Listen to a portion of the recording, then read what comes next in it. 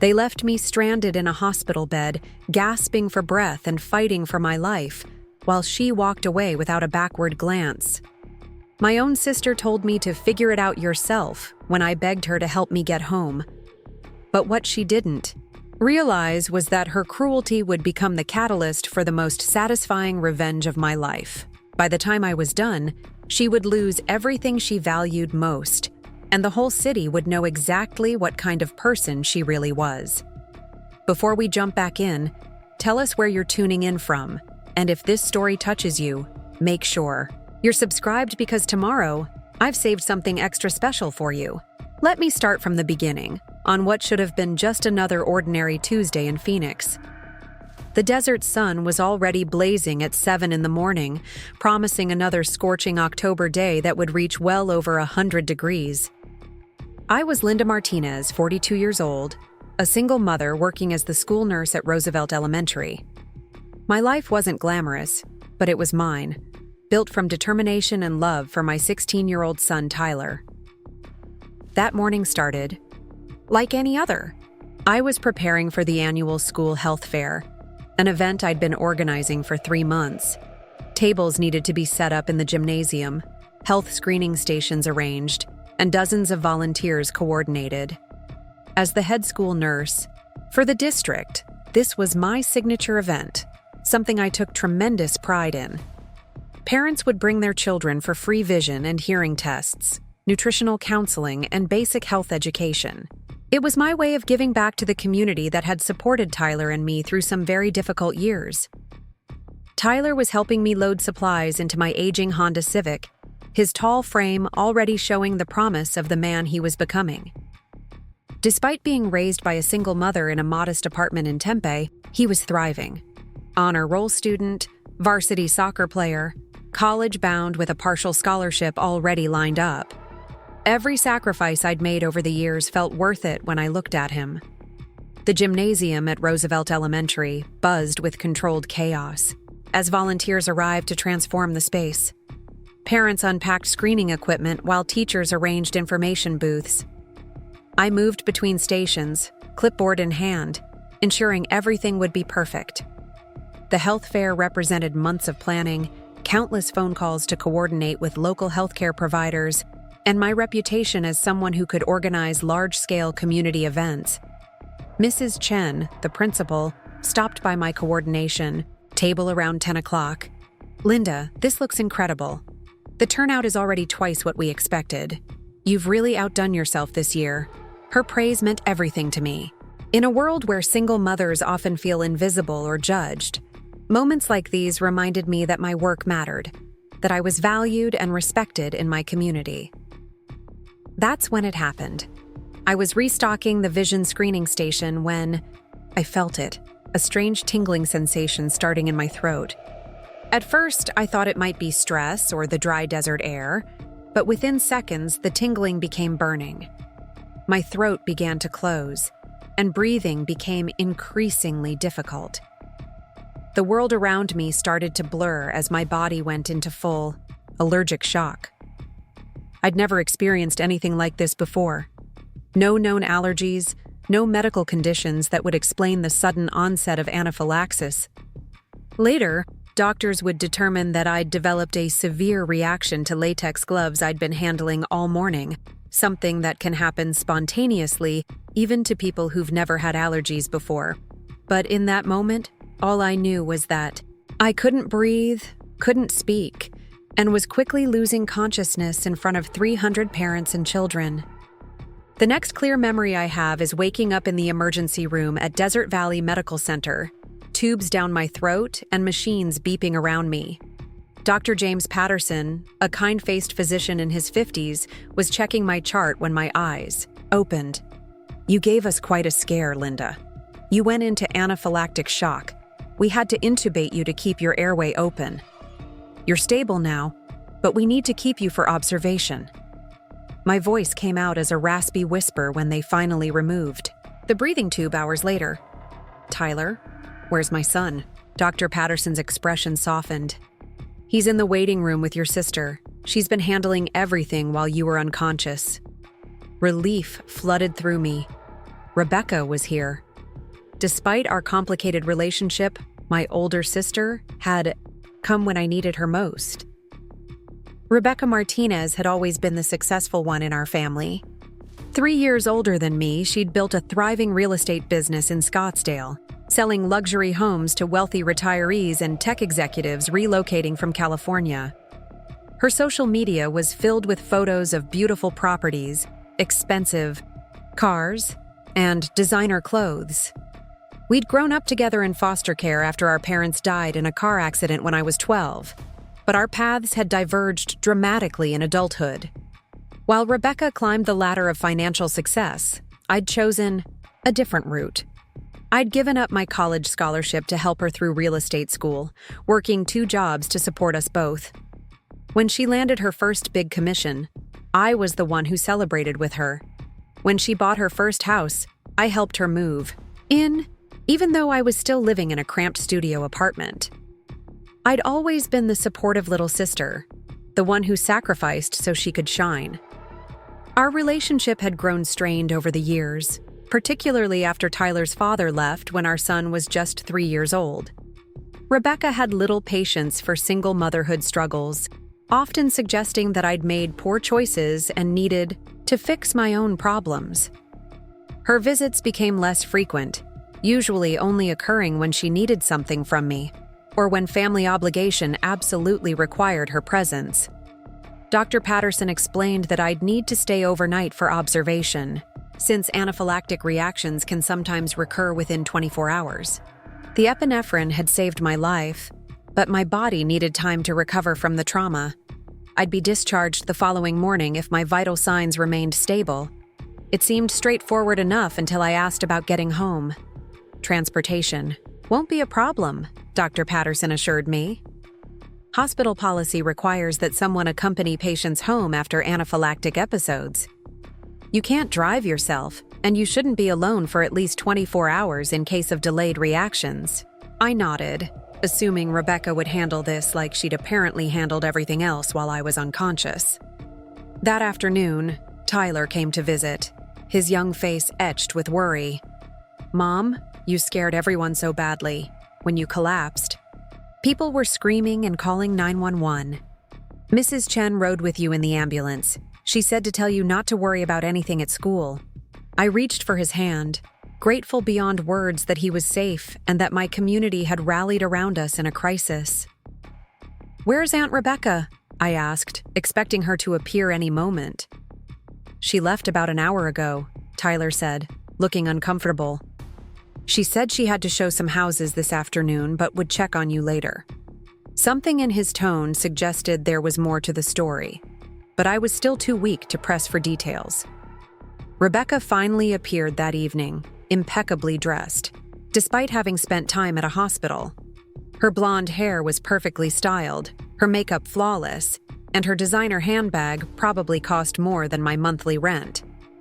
She looked like she'd stepped off the pages of a luxury real estate magazine, which was exactly the image she cultivated for her wealthy clients.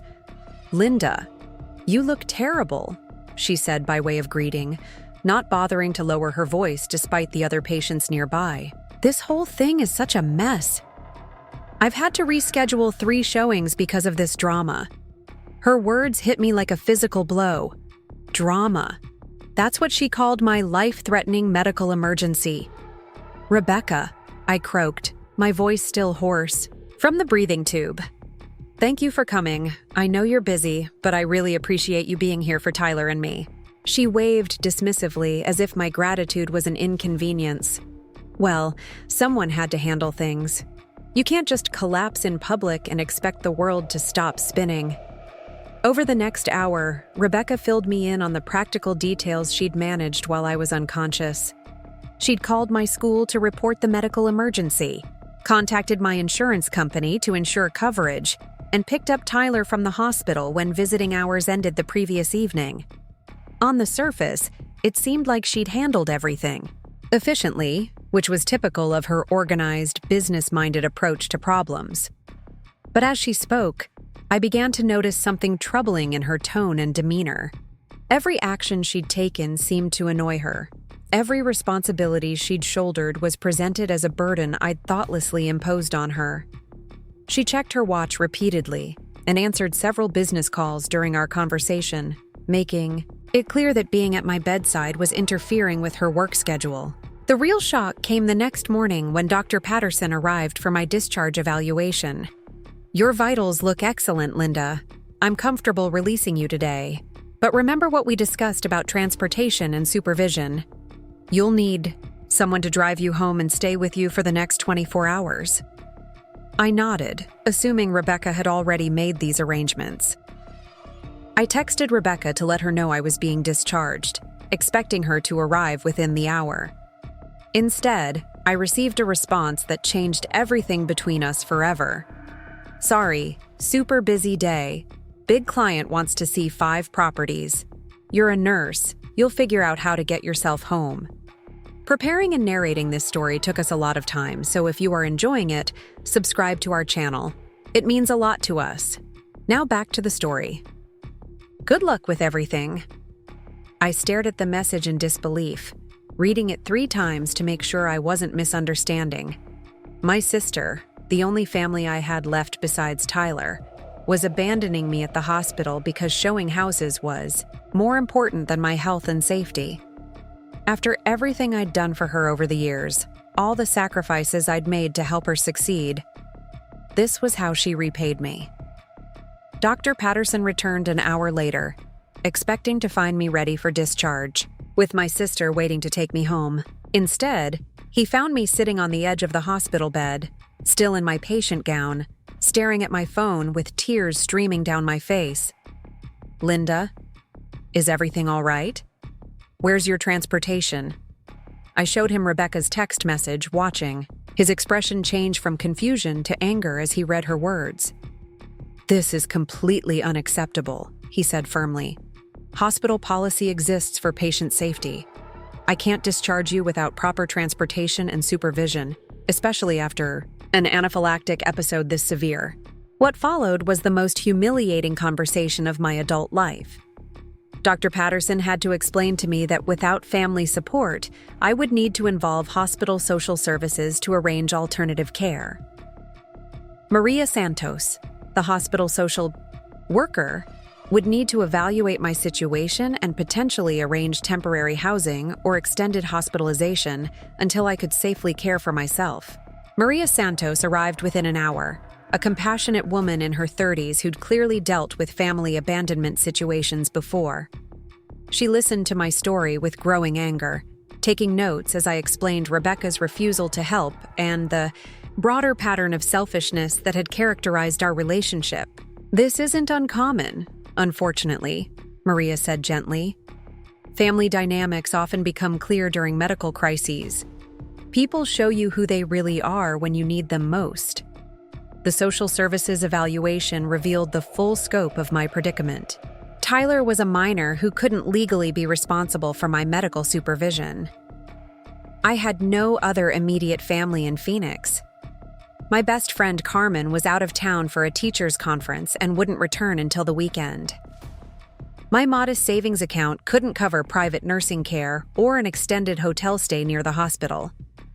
Rebecca's abandonment had created a cascade of problems that went far beyond simple transportation. I needed someone to monitor me for delayed allergic reactions, help me with basic tasks while I recovered my strength, and ensure I had access to emergency medical care if complications arose.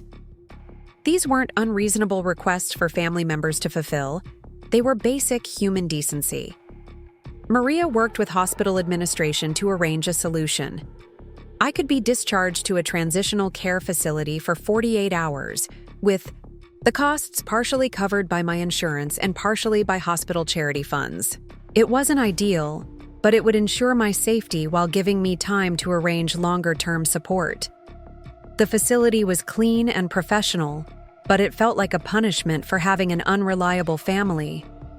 As I was being transferred to the transitional care facility, I made a decision that would change the trajectory of both our lives. I wasn't going to simply accept Rebecca's cruelty and move on. I wasn't going to pretend that her abandonment was just another unfortunate family drama to be swept under the rug. For the first time in my adult life, I was going to hold my sister accountable for her actions, and the consequences would be far more severe than she could imagine. The transitional care facility was a stark reminder of how alone I really was. While other patients received visits from concerned family members, I spent my 48 hours making phone calls and researching my options. Carmen rushed back from her conference early to check on me, horrified when she learned what Rebecca had done. Tyler visited after school each day, bringing homework from my colleagues and updates from Roosevelt Elementary. But it was during those quiet hours alone that I began to formulate my plan. Rebecca had built her successful real estate career on image and reputation. Her wealthy clients trusted her because she projected competence, reliability, and family values. She often mentioned her sister, the school nurse, in marketing materials, using our relationship to demonstrate her community connections and caring nature. Rebecca had no idea that her moment of abandonment had been witnessed by several hospital staff members who were appalled by her behavior. She didn't know that Dr. Patterson had documented her refusal to help in my medical records. She wasn't aware that Maria Santos had filed a formal report about family abandonment that could be subpoenaed in legal proceedings. Most importantly, Rebecca had forgotten that I still had access to all her business and personal information from the years when I'd helped manage her affairs. I knew her client list, her business practices, and her carefully crafted public image. I understood exactly how to damage the reputation she'd built on the foundation of lies about who she really was. The seeds of my revenge were planted in that sterile transitional care facility, watered by years of resentment and fertilized by the fresh pain of ultimate betrayal. Rebecca thought she could discard me like an inconvenient obligation and return to her luxury lifestyle without consequences. She was about to discover how wrong she could be. By the time I was discharged from the transitional care facility, something fundamental had shifted inside me. The woman who had spent decades putting everyone else's needs before her own was gone, replaced by someone who understood that kindness without boundaries was just another form of weakness. Rebecca had shown me exactly who she was when I needed her most, and now I was going to show her who I could become when pushed too far. Carmen picked me up on Friday afternoon, her normally cheerful demeanor clouded with barely contained fury. "I've known you for 8 years, Linda, and I have never seen anyone treat family the way Rebecca treated you. What she did wasn't just cruel, it was inhuman." Carmen taught 3rd grade at Roosevelt Elementary, and her natural inclination was to nurture and protect. Rebecca's abandonment had triggered every protective instinct she possessed. The drive back to my apartment in Tempe felt like returning to a different life. Everything looked the same. From the modest complex with its sun-faded stucco walls to the small playground where Tyler had learned to ride his bike years earlier. But I was seeing it all through different eyes now, understanding for the first time how much I'd accepted mediocrity because I'd been taught to believe it was all I deserved. Tyler was waiting when we arrived, having taken the bus home from school. His relief at seeing me was palpable, but I could see the confusion in his eyes. The mother who had raised him to always turn the other cheek, to forgive family no matter what they did, was about to become someone he didn't recognize. "Mom?" Aunt Rebecca called yesterday asking if you were okay. She wanted to know when you'd be coming home. The audacity of her casual concern, coming days after abandoning me in a hospital, was breathtaking. She'd probably convinced herself that her behavior was understandable, that business obligations justified medical abandonment. Rebecca had always been gifted at rewriting history to cast herself as the victim or hero of every story, regardless of the actual facts. I spent the weekend recovering physically while my mind worked overtime planning my next moves. Dr. Patterson had prescribed a mild sedative to help with the trauma response from the allergic reaction, but I found myself lying awake at night, thinking about Rebecca's vulnerabilities. Her business depended entirely on reputation and referrals. Her wealthy clients expected a certain level of sophistication and family values from their real estate agent. She'd built her entire brand on being trustworthy and reliable. Monday morning brought an unexpected visitor. Maria Santos from the hospital appeared at my door, looking official with her clipboard and badge. "Linda, I hope you don't mind me stopping. Bye. I wanted to check on your recovery and discuss something important." She settled into my small living room, declining my offer of coffee but accepting a glass of water.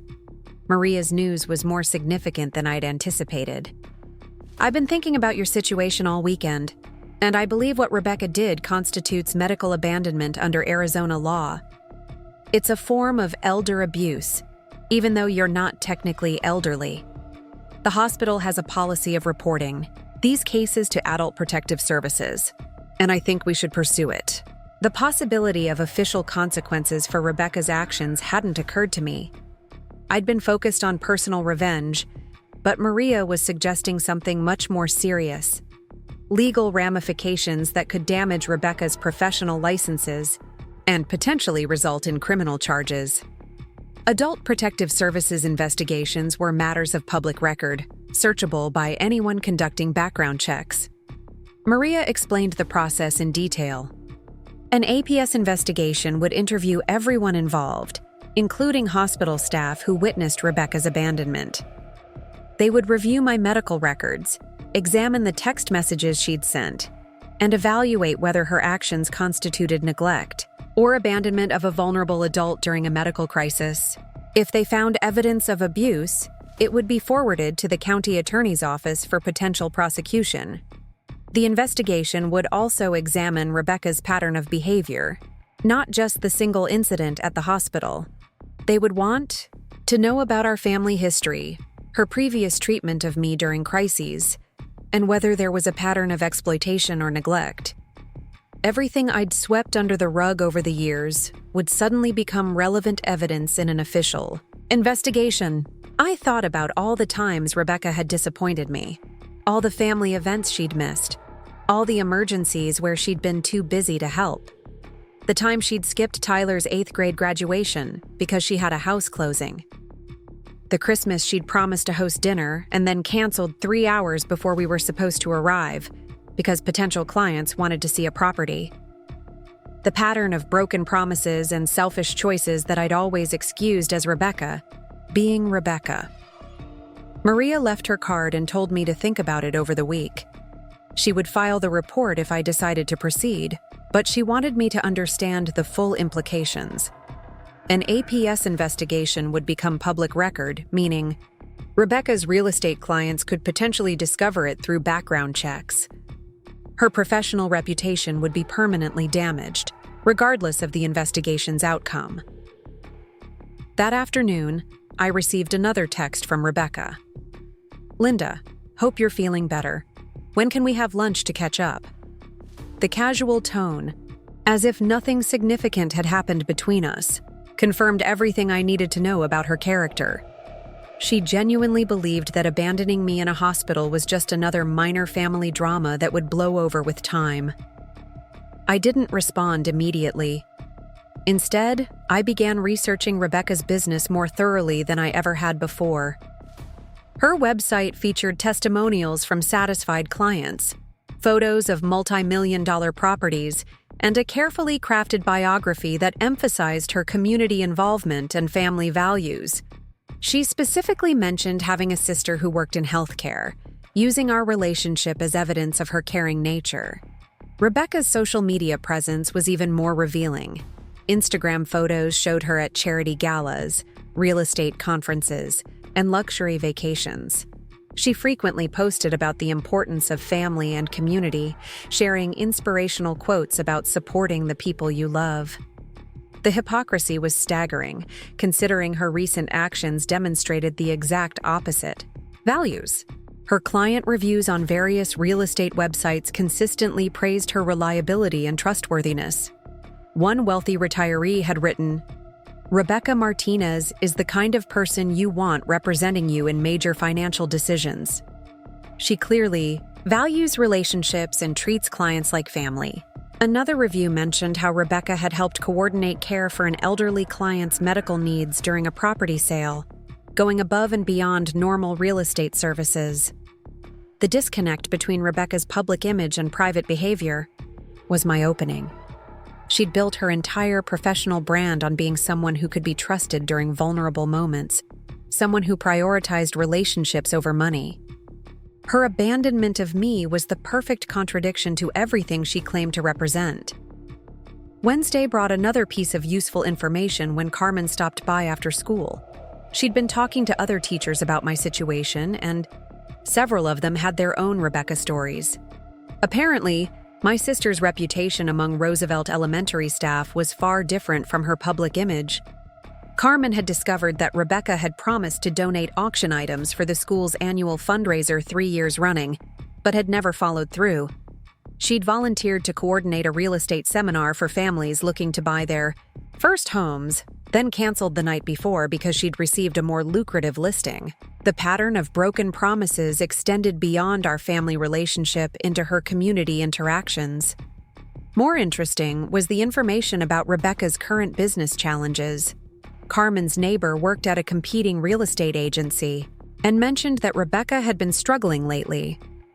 The luxury market in Scottsdale had become increasingly competitive, with younger agents leveraging social media and technology more effectively than established professionals like Rebecca.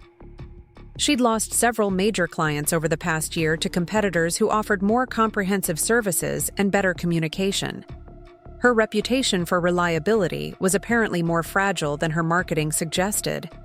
A scandal involving family abandonment could be the final blow to a business already experiencing significant stress. Thursday evening brought the call I'd been expecting. Rebecca's voice was bright and cheerful, as if we'd spoken regularly instead of her abandoning me in a hospital less than a week earlier. "Linda, sweetie, I've been so worried about you. How are you feeling? Work has been absolutely insane, but I finally have a free evening to check in properly." The manipulation in her tone was obvious now that I was listening for it.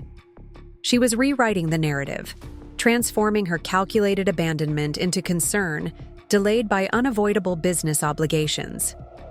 Rebecca had always been skilled at gaslighting, making me question my own perceptions of her behavior. But her hospital text message was documented evidence that couldn't be explained away. "We should get together this weekend," she continued without waiting for my response. "I feel terrible that work kept me so busy while you were dealing with your health scare. Let me take you to lunch somewhere nice, my treat." The offer was classic Rebecca, attempting to resolve serious relationship damage with superficial gestures that cost her nothing meaningful. I kept my response neutral, agreeing to meet for lunch on Saturday without revealing any of my planning or research.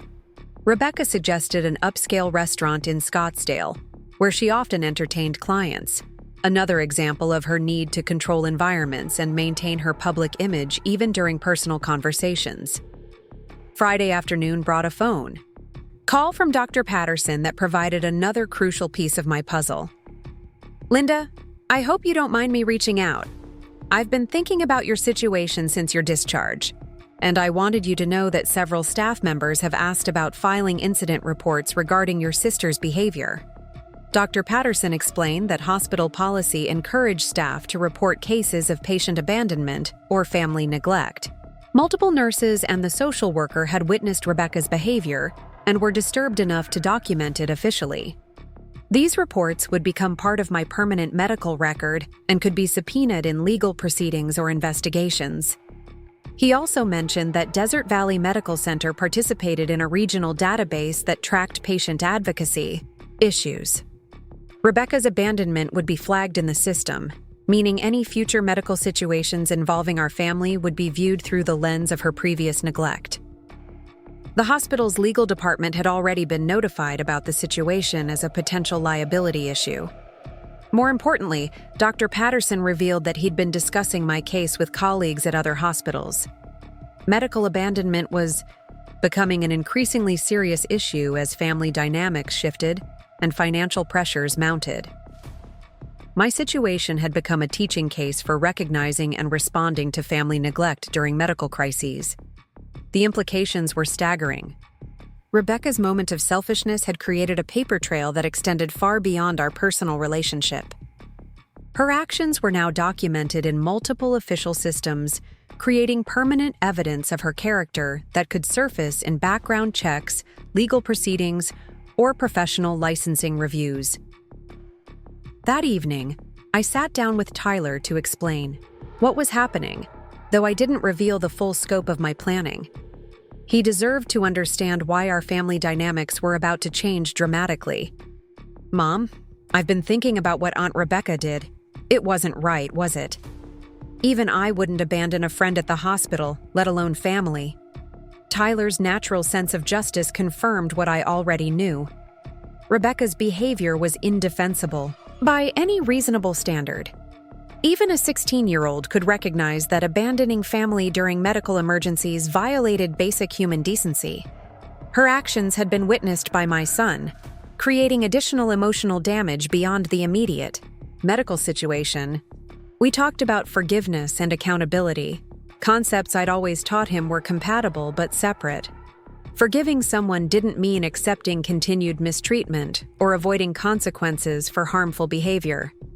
Rebecca deserved forgiveness for her own spiritual health, but she also needed to face accountability for choices that had caused genuine harm. Tyler asked whether Rebecca would be coming around the family anymore after what happened. I told him honestly that our relationship would probably never recover from her hospital abandonment. Some betrayals create permanent damage, regardless of apologies or explanations that might come later. Trust, once shattered during a vulnerable moment, becomes almost impossible to rebuild. Saturday morning arrived with the kind of blazing Arizona sunshine that made everything feel possible. I chose my outfit carefully for lunch with Rebecca, wanting to project confidence and strength rather than the vulnerability she expected. No longer would I approach our interactions from a position of neediness or gratitude for whatever scraps of attention she chose to provide. The restaurant Rebecca had chosen was predictably upscale, the kind of place where she felt comfortable and in control. Expensive decor, attentive service, and a clientele that reflected her aspirational lifestyle. She was already seated when I arrived, checking her phone and looking every inch the successful businesswoman she portrayed herself as being. "Linda, you look wonderful," she said, standing to embrace me with the kind of performative affection she displayed for public consumption. "I was so worried about you this week.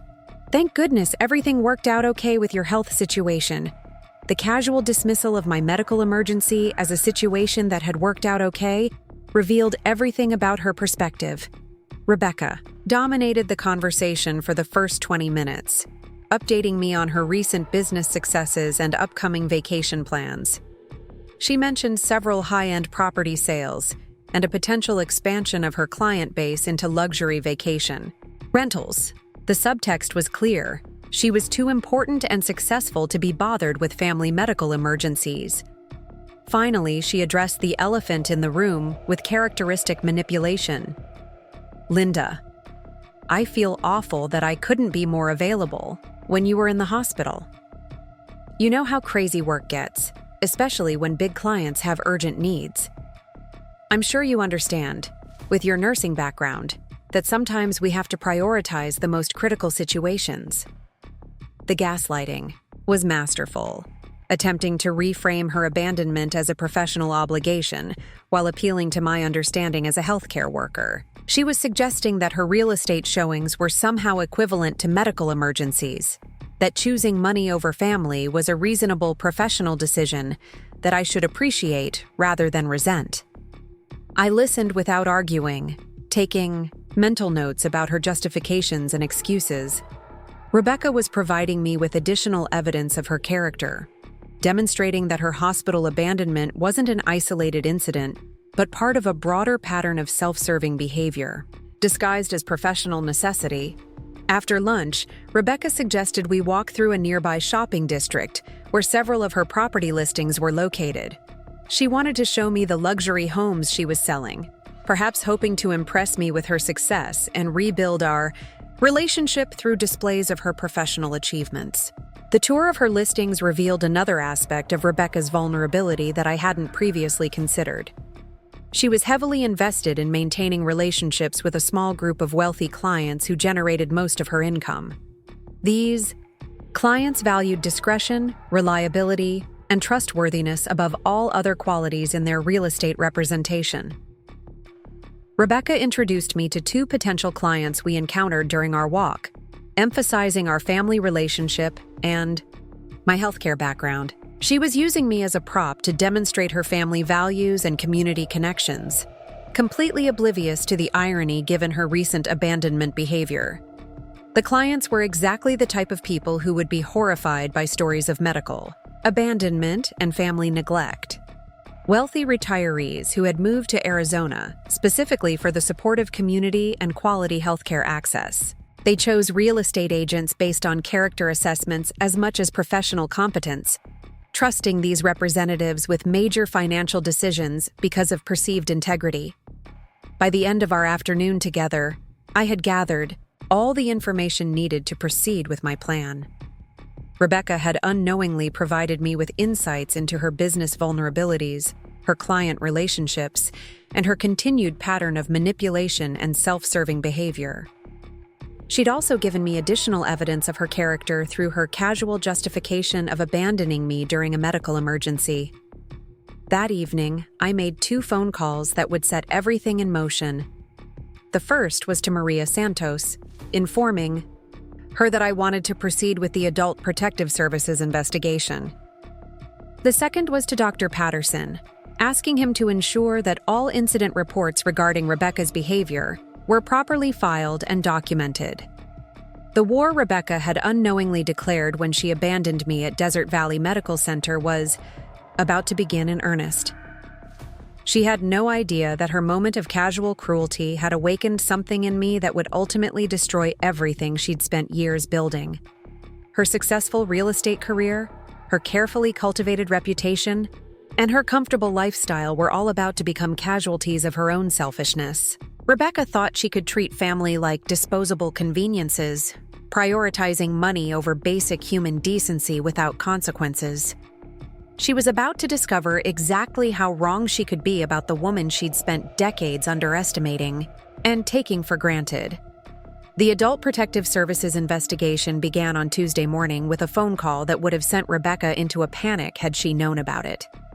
Investigator Jennifer Walsh arrived at my apartment precisely at 9 o'clock, carrying a thick folder and wearing the serious expression of someone who took family abandonment cases personally. She'd been handling elder abuse and vulnerable adult cases for 12 years, and her reputation for thoroughness was legendary among Phoenix social services. Jennifer's first question cut straight to the heart of the matter. "Linda, I want you to walk me through exactly what happened at Desert Valley Medical Center, starting from when you regained consciousness. Don't leave out any details, no matter how small they might seem. Everything Rebecca said, every text message, every interaction with hospital staff. I need to understand the complete timeline of her abandonment." I handed over my phone, showing Jennifer the text message Rebecca had sent when I was being discharged. "Sorry, super busy day. Big client wants to see 5 properties. You're a nurse. You'll figure out how to get yourself home. Good luck with everything." Jennifer's expression darkened as she read the message, taking screenshots for her official file. "This is significantly worse than most cases I handle, Jennifer," said grimly. "Usually, family abandonment involves gradual neglect or financial exploitation over time. What Rebecca did was immediate, deliberate abandonment during a life-threatening medical crisis. The hospital documentation makes this an extremely strong case for prosecution." Jennifer explained that Adult Protective Services would be conducting interviews with everyone involved in my care during the hospital stay. Dr. Patterson, Maria Santos, the nursing staff, and even Tyler would be questioned about Rebecca's behavior and statements. The investigation would also examine our family history to determine whether this abandonment was part of a larger pattern of neglect or exploitation. More importantly, APS would be contacting Rebecca directly within 48 hours to notify her of the investigation and schedule her mandatory interview. She would be required to provide documentation of her whereabouts during my hospitalization explain her decision-making process, and justify her abandonment in terms of Arizona vulnerable adult protection laws. The legal implications were more serious than I'd initially understood. Medical abandonment of vulnerable adults could result in misdemeanor charges carrying up to 6 months in jail and substantial fines. If the investigation revealed financial exploitation or a pattern of abuse, felony charges were possible. Rebecca's real estate license could be suspended or revoked entirely, since professional licenses required maintaining clean criminal records. Jennifer's thoroughness was impressive and slightly intimidating. She wanted copies of all my medical records from the allergic reaction and hospitalization. She requested documentation of Rebecca's business activities on the days she'd refused to help me. She asked for character references who could speak to our family relationship and Rebecca's pattern of behavior over the years. Most importantly, Jennifer wanted access to any previous communications between Rebecca and me that demonstrated her attitude toward family obligations. Text messages, emails, voice messages, social media interactions.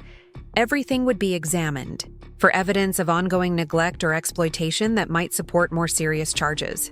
I provided Jennifer with 3 years' worth of text message conversations with Rebecca, a digital record that painted a damning picture of her selfishness and disregard for family relationships.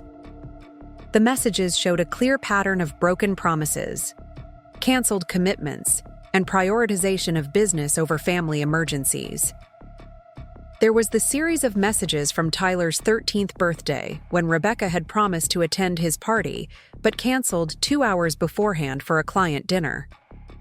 The exchange from last Christmas, when she'd committed to hosting family dinner, and then decided at the last minute to show properties to out-of-state buyers instead. Most revealing were the messages surrounding our father's memorial service 3 years earlier. Rebecca had insisted on scheduling the service around her business calendar, then arrived late because she'd stopped to sign listing papers. When I'd expressed hurt about her priorities, she'd responded that dead people don't care about punctuality, but living clients pay the bills. Jennifer reviewed the message history with growing amazement. Linda, this documentation establishes a clear pattern of family exploitation and emotional abuse. Rebecca consistently treats you as a convenience rather than a family member. Her hospital abandonment wasn't an isolated incident. It was the culmination of years of psychological manipulation and neglect. The investigation would also examine Rebecca's financial situation to determine whether her claims about business urgency were legitimate or simply convenient excuses for avoiding family responsibilities. APS had the authority to subpoena her business records, client communications, and financial statements to verify her story about critical property showings. Wednesday afternoon brought an unexpected development when Dr. Patterson called with additional information that strengthened my case significantly. Linda, I thought you should know that we've discovered Rebecca contacted the hospital billing department on Monday, asking detailed questions about your medical costs and insurance coverage. The implications were staggering. While refusing to provide basic family support during my medical emergency, Rebecca had been investigating my financial liability for the hospitalization. She'd specifically asked whether family members could be held responsible for medical debts and whether my insurance would cover the full cost of emergency treatment. Dr. Patterson had more disturbing news. Rebecca had also contacted our patient advocacy department, claiming she was concerned about my ability to make informed medical decisions. She'd suggested that my allergic reaction might have caused cognitive impairment and that someone should evaluate my mental competency before discharge. The pattern was becoming clear. Rebecca hadn't simply abandoned me out of selfishness or business obligations. She'd been actively working to position herself as the responsible family member, while simultaneously avoiding any actual responsibility for my care. Her inquiries about my cognitive state suggested she might have been considering legal guardianship or financial control. Jennifer Walsh was fascinated by this new information when I called to update her. This transforms the entire case, Linda. Rebecca wasn't just neglecting you. She was actively planning to exploit your medical situation for potential financial gain. Her abandonment becomes much more calculated and predatory under these circumstances. APS would now be investigating Rebecca for attempted financial exploitation in addition to medical abandonment. The guardianship inquiry suggested premeditation, indicating she'd been planning to manipulate my vulnerable state rather than simply avoiding inconvenience. The charges Rebecca might face had escalated significantly. Thursday morning brought Rebecca's first contact since our lunch on Saturday. Her phone call came at exactly 8:30, and her voice carried a tension I'd never heard before. "Linda, I need to ask you something important. Have you been talking to any government agencies about our family business? Someone from Adult Protective Services wants to interview me about your hospital stay."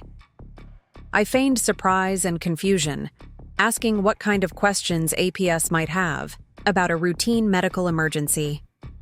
Rebecca's explanation revealed how unprepared she was for official scrutiny of her behavior. She seemed genuinely shocked that anyone would consider her actions problematic, demonstrating a level of entitlement that bordered on sociopathy. "They're asking about text messages and my whereabouts when you were discharged," Rebecca said, her voice rising with panic. "Someone told them I refused to help you get home from the hospital. You know that's not what happened, right? You understand that I had important business obligations that couldn't be rescheduled?" The gaslighting was automatic, but her desperation was obvious. Rebecca was trying to recruit me as an ally in her defense against APS investigation, apparently believing I would prioritize family loyalty over accountability for her abandonment. She had no understanding of how fundamentally our relationship had changed since her betrayal. I maintained my facade of neutral confusion, neither confirming nor denying her version of events. This ambiguity clearly frustrated Rebecca, who was accustomed to manipulating me into supporting whatever narrative served her interests. For the first time in our relationship, I wasn't automatically providing the emotional support and validation she expected. Rebecca's APS interview was scheduled for Friday afternoon, giving her less than 24 hours to prepare for questions about her abandonment behavior. Jennifer Walsh had mentioned that unprepared subjects often provided incriminating statements during these interviews, particularly when they were accustomed to manipulating family dynamics without external oversight. Friday evening brought a frantic series of phone calls and text messages from Rebecca as she processed the reality of her APS interview. The investigator had been far more thorough and skeptical than she'd anticipated, challenging her explanations and demanding documentation of her claimed business emergencies.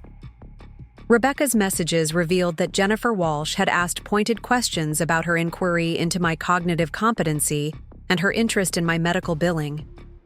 She'd been required to provide her phone records to verify her claimed business activities on the day she'd abandoned me. The investigation was far more comprehensive than she'd expected.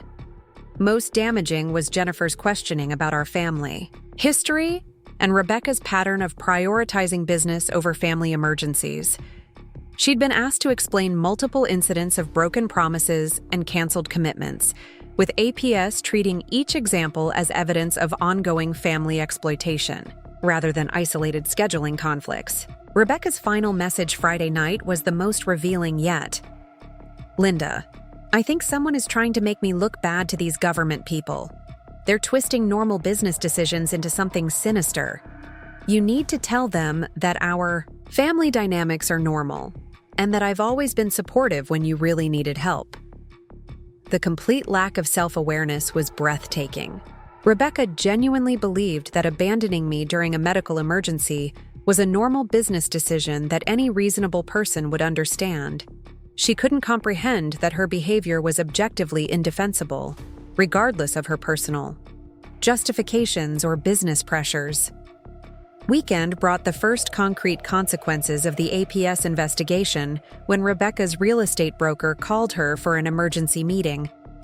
Professional licensing boards were automatically notified when License holders became subjects of abuse investigations, triggering mandatory reporting requirements and potential disciplinary procedures. Rebecca's broker had received official notification that she was under investigation for vulnerable adult abandonment, with the case file including her text message refusing to provide emergency family assistance. The Real Estate Commission would be conducting its own parallel investigation into whether her behavior violated professional ethics standards. Monday morning brought even more devastating news when Rebecca discovered that the APS investigation had become public record, searchable through the county database system. Her name was now permanently associated with vulnerable adult abandonment charges, regardless of the investigation's ultimate outcome. More importantly, several of Rebecca's clients had discovered the investigation through routine background checks they conducted on service providers. The wealthy retirees who formed the core of her business were exactly the demographic most sensitive to elder abuse issues, having relocated to Arizona specifically for quality healthcare and family support services. Rebecca's first client cancellation came Monday afternoon when the Hendersons, a couple considering a $4 million estate purchase, terminated their representation agreement. They'd discovered the APS investigation and felt uncomfortable working with someone accused of abandoning family during medical emergencies. Their termination letter specifically mentioned concerns about trustworthiness and character. The financial impact was immediate and severe.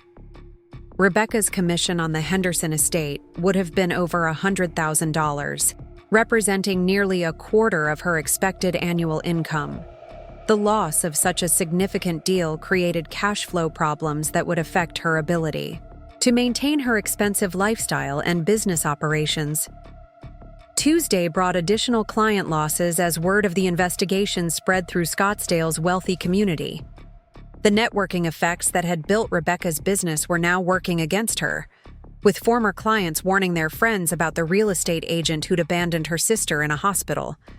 Carmen provided regular updates on the community response to Rebecca's situation, since several Roosevelt Elementary parents were involved in Scottsdale real estate circles. The consensus was overwhelmingly negative, with parents expressing disgust at Rebecca's behavior and concerns about her character and reliability. More damaging was the response from other real estate agents in Rebecca's office, who were distancing themselves from the scandal to protect their own reputations. The abandonment story had become local real estate gossip, with agents warning clients about Rebecca's character issues and suggesting alternative representation. By Wednesday, Rebecca had lost 3 more significant clients and had 2 pending contracts terminated due to character concerns. Her carefully built reputation for reliability and family values had been completely destroyed by her moment of medical abandonment, with the APS investigation providing official validation of her poor character. The psychological impact on Rebecca was becoming obvious through her increasingly frantic phone calls and text messages.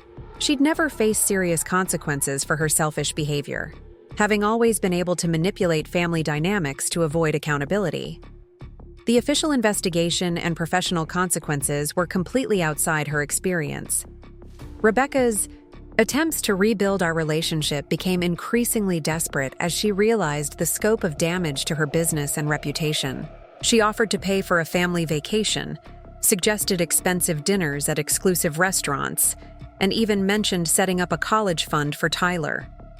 Every gesture was transparently motivated by her need for my support against the APS investigation. I maintained polite but distant responses to her overtures, neither accepting her bribes nor providing the family support she desperately needed. Rebecca was experiencing the isolation and abandonment she'd inflicted on me during my medical crisis, though her situation was entirely self-created through her own choices.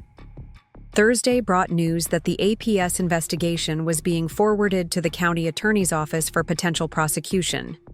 Jennifer Walsh had found sufficient evidence of vulnerable adult abandonment to recommend criminal charges, with Rebecca's pattern of family exploitation supporting enhanced penalties under repeat offender provisions. The potential legal consequences had escalated far beyond anything Rebecca had imagined when she'd sent that casual text message abandoning me at the hospital. Her moment of selfish convenience was becoming a criminal case that could result in jail time, substantial fines, and permanent damage to her professional reputation. Most importantly, the prosecution would ensure that Rebecca's abandonment behavior became permanent public record, searchable by anyone conducting background checks for the rest of her life. Her moment of casual cruelty toward family would follow, her professionally and personally forever, a permanent reminder of her true character when tested by crisis. The criminal charges were filed on a Tuesday morning that would forever divide Rebecca's life into before and after. County Attorney Michael Rodriguez personally reviewed the case file, later telling reporters that the evidence of calculated medical abandonment was among the most clear-cut he'd seen in 15 years of prosecution.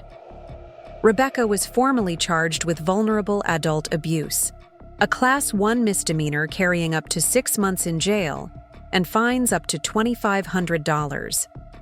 The criminal complaint was a masterpiece of legal documentation that laid out Rebecca's abandonment with devastating precision.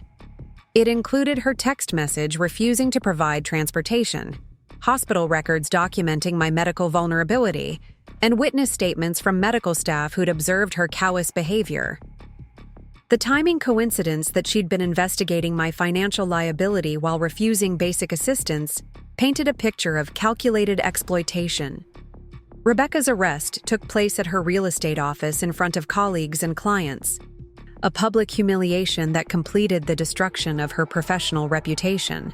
The handcuffs, the reading of rights, the perp walk past expensive property listings, all captured by a local news crew that had been tipped off about the high-profile arrest. The booking photo showed Rebecca at her absolute worst, her perfect, makeup smeared by tears, her expensive outfit wrinkled from processing, her carefully maintained facade completely shattered. The image would be published in newspapers and broadcast on television, becoming the permanent visual representation of her character failure.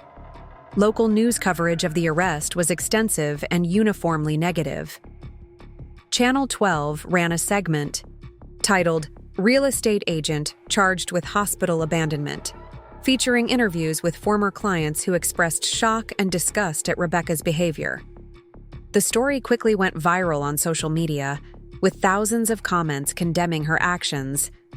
The Arizona Republic published a front-page article about the case, using Rebecca's story as an example of growing family abandonment issues during medical crises. The piece included my interview, where I spoke about the emotional trauma of being discarded by family during a life-threatening emergency. Rebecca's mugshot was prominently featured alongside quotes from medical professionals about patient advocacy. More devastating was the coverage in Scottsdale Living magazine, the luxury lifestyle publication that Rebecca's wealthy clients read religiously.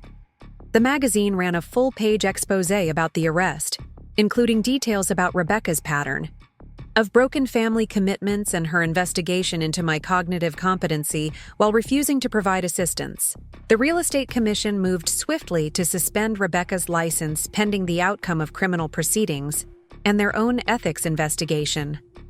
The suspension notice, posted publicly on their website, cited concerns about character and fitness to represent clients in vulnerable financial situations. Rebecca's ability to earn income was completely eliminated overnight. Her real estate office terminated her partnership agreement within 48 hours of the arrest, concerned about liability and reputation damage from association with criminal charges. The luxury firm that had once proudly featured Rebecca in their marketing materials now scrambled to distance themselves from the scandal. The financial consequences were immediate and catastrophic. Rebecca's remaining clients canceled their contracts en masse, unwilling to be represented by someone, facing criminal charges for family abandonment. Properties she'd spent months developing as potential listings were transferred to other agents. Her income dropped to zero while her fixed expenses continued mounting. Carmen provided regular updates on the community response, which had become intensely personal for many Roosevelt Elementary families. Parents who'd lost their own parents to medical emergencies were particularly outraged by Rebecca's behavior, viewing her abandonment as a betrayal of fundamental family values.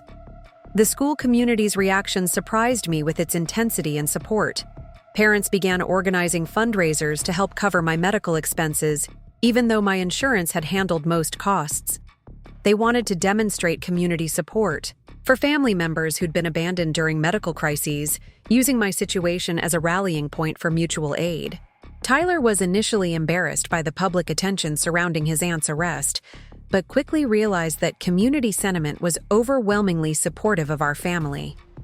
His friends' parents treated him with extra kindness, recognizing him as another victim of Rebecca's selfish behavior. The arrest had actually strengthened our social connections within the community. Rebecca's attempts to contact me became increasingly desperate as the legal and financial consequences mounted. She left voicemails begging me to publicly support her character, claiming the charges were based on misunderstandings that could be cleared up with my testimony. Her manipulation tactics remained unchanged despite her obviously desperate circumstances.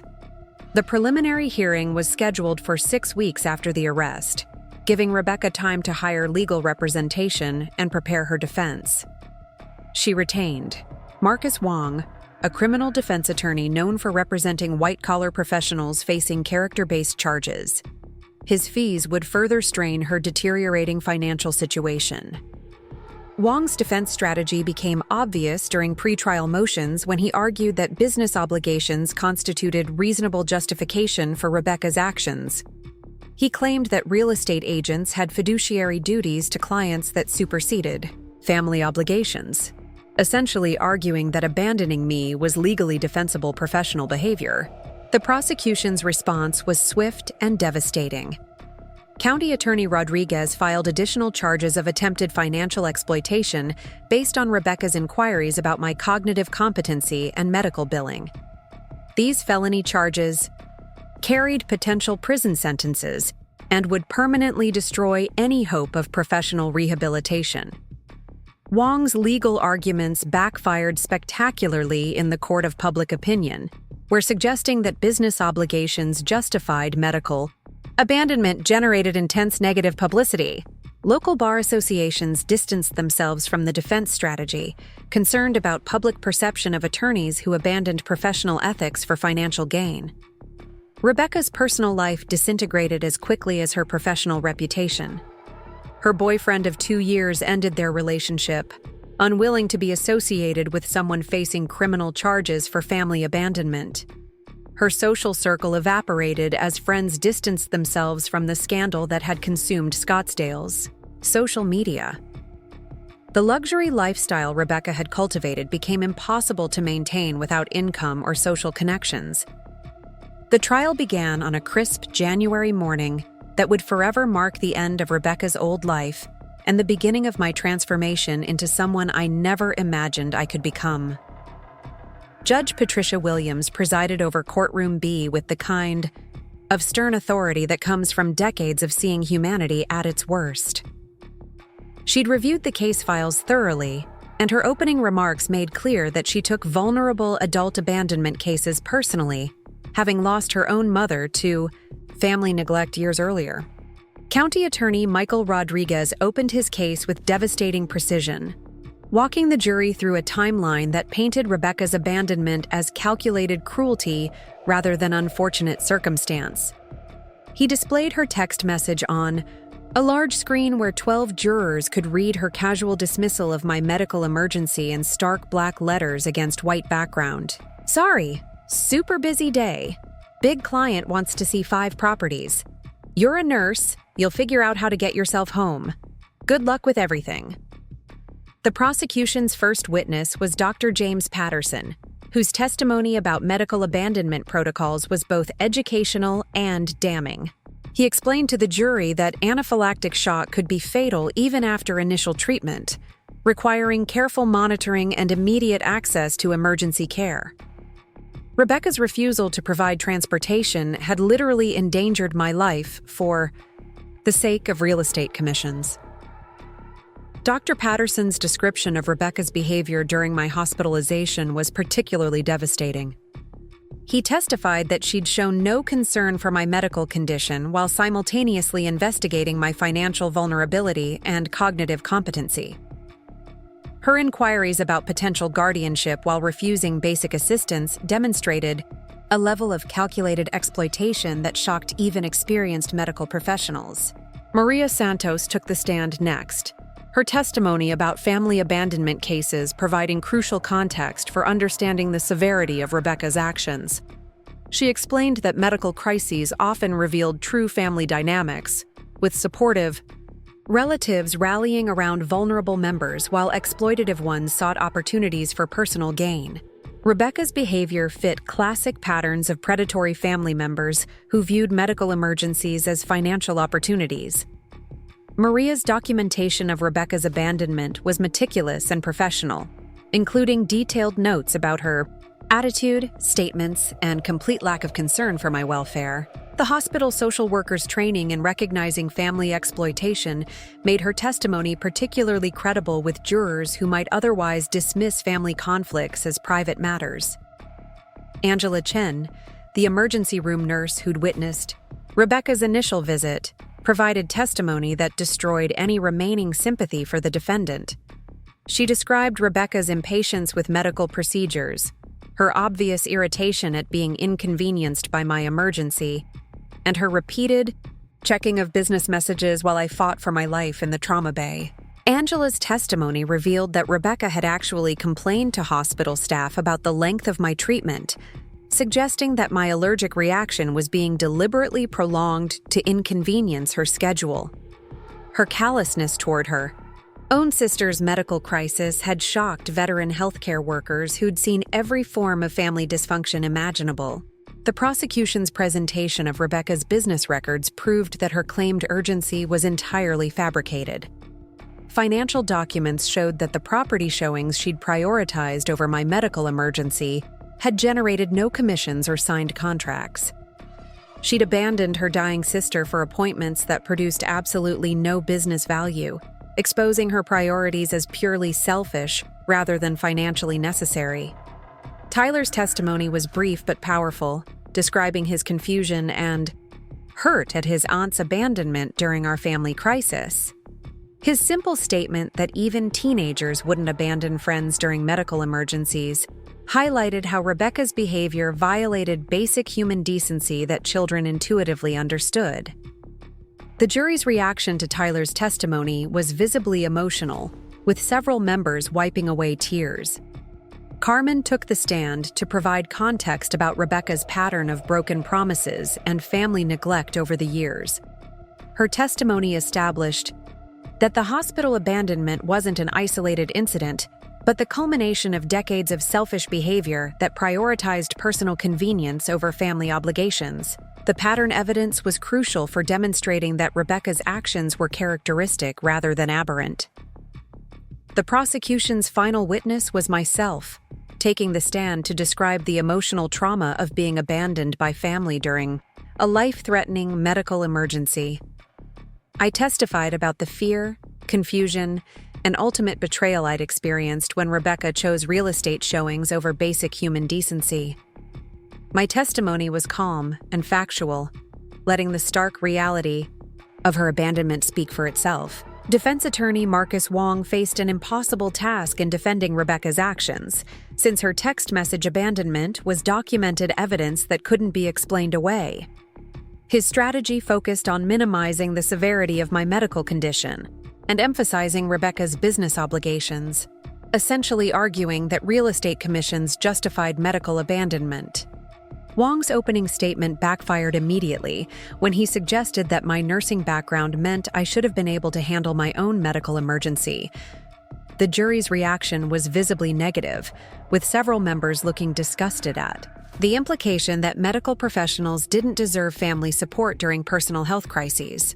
Rebecca's testimony in her own defense was a masterclass in self-incrimination and tone-deaf justification. She maintained that her business obligations were more important than my medical emergency, claiming that successful real estate agents couldn't drop everything for family situations. Her complete lack of remorse or acknowledgement of wrongdoing was stunning even by criminal defense standards. Under cross-examination, Rebecca's testimony became increasingly damaging as Rodriguez methodically destroyed her justifications. When asked why she'd investigated my cognitive competency while refusing basic assistance, she claimed concern for my decision-making abilities. When pressed about her financial inquiries, she insisted she was protecting my interests while simultaneously abandoning me. Rebecca's inability to express genuine remorse or acknowledge the harm her actions had caused became the defining moment of her testimony. When Rodriguez asked if she would make the same choice again, she actually said yes, explaining that business obligations required professional prioritization over family emergencies. The jury's horrified reaction was immediate and obvious. Wong's closing argument was a desperate attempt to reframe Rebecca's abandonment as understandable business decision-making, but his client's own testimony had undermined any sympathy the jury might have felt. Her admitted lack of remorse and stated willingness to repeat her abandonment made mitigation impossible and conviction inevitable. Rodriguez's closing argument was a powerful summation of Rebecca's calculated cruelty, emphasizing that her actions represented a fundamental betrayal of family bonds during the most vulnerable moments of human experience.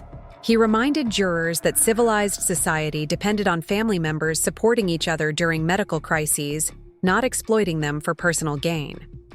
The jury deliberated for less than 2 hours before returning guilty verdicts on all charges.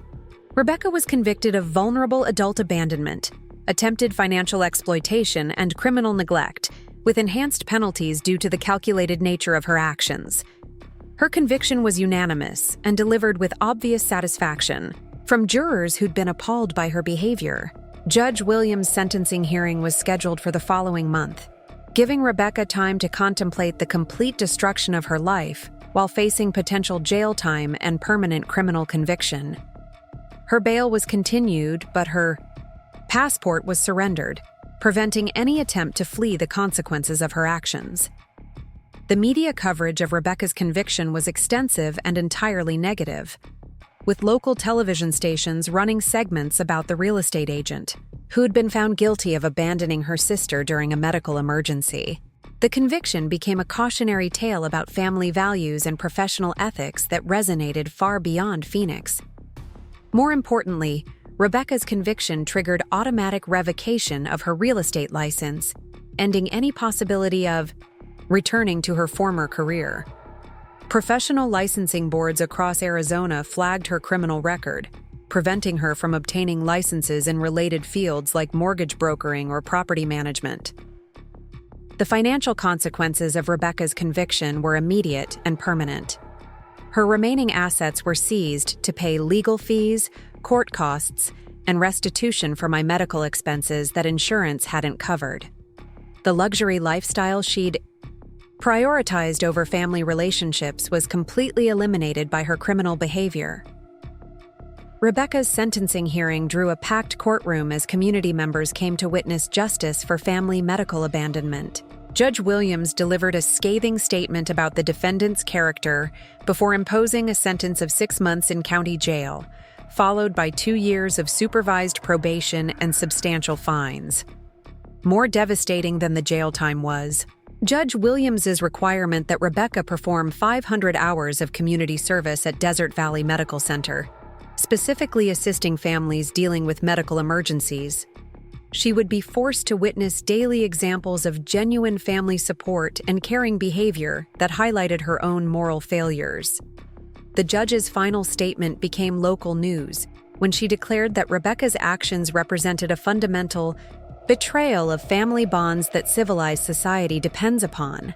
Her conviction would serve as a warning to other family members who might consider exploiting medical emergencies for personal gain, rather than providing support during vulnerable moments. While Rebecca began serving her jail sentence, my own transformation accelerated in directions I never could have anticipated. The community support following her conviction had opened doors and opportunities that completely changed my perspective on what was possible in my own life. The woman who'd been abandoned at Desert Valley Medical Center was becoming someone entirely different.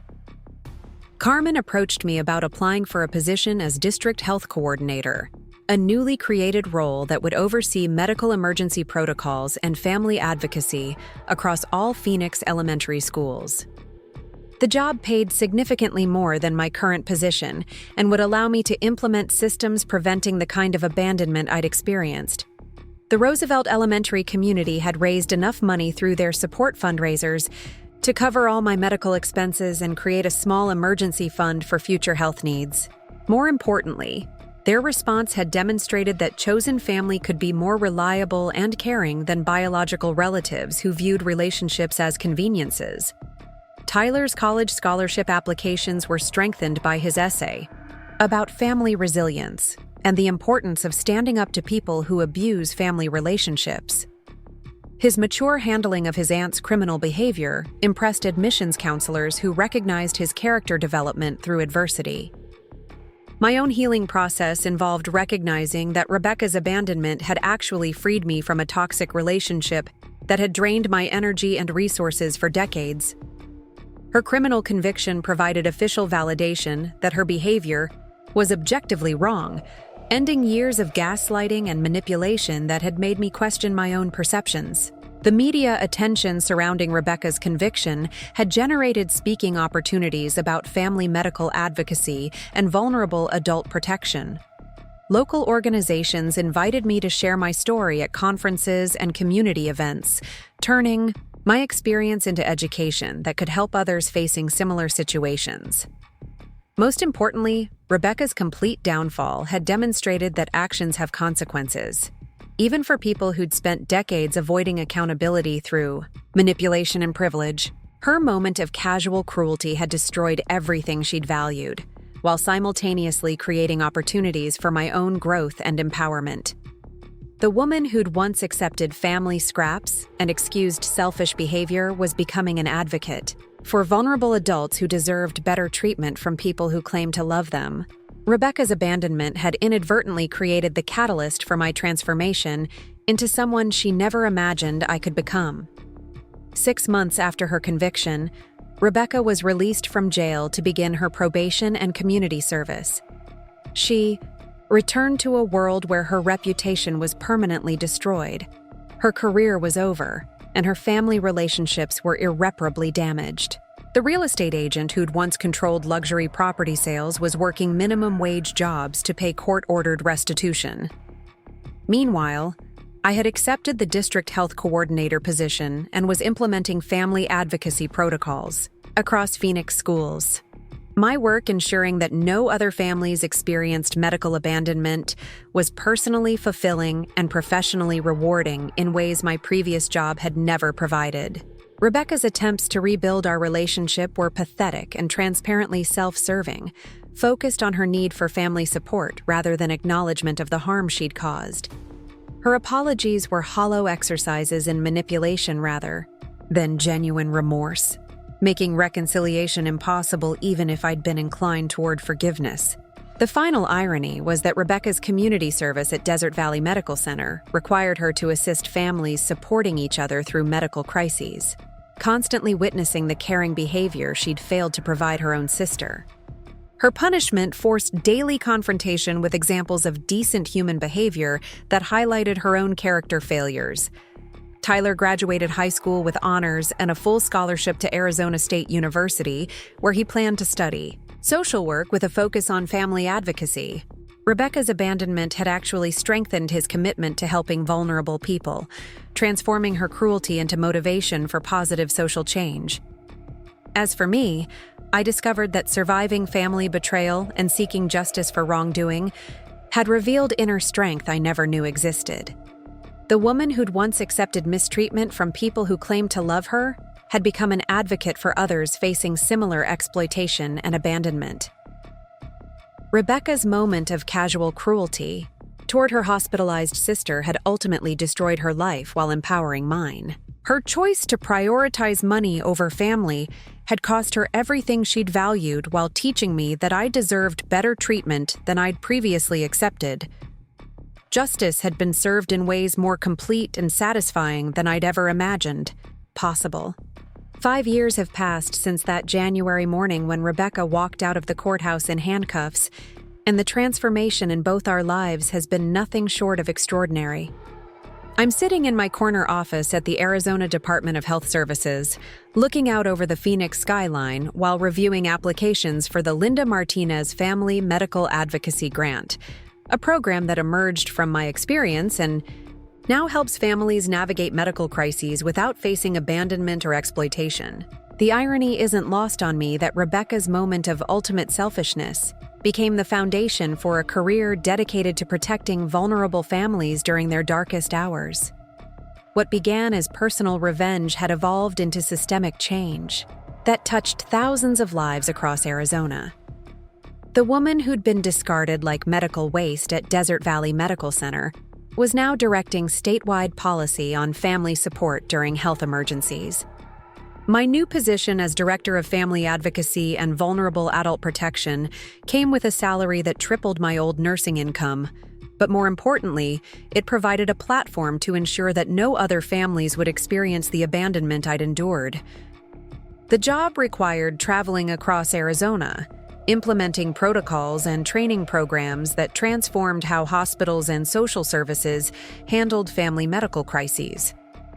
The Linda Martinez Foundation, established with donations from community members who'd been outraged by Rebecca's behavior, had grown into a statewide organization with offices in Phoenix, Tucson, and Flagstaff. We provided emergency transportation for families during medical crises, temporary housing for relatives traveling to provide care, and legal advocacy for vulnerable adults facing family exploitation. Our most successful program was the Medical Emergency Family Support Network, which connected families experiencing health crises with volunteers who'd been through similar situations.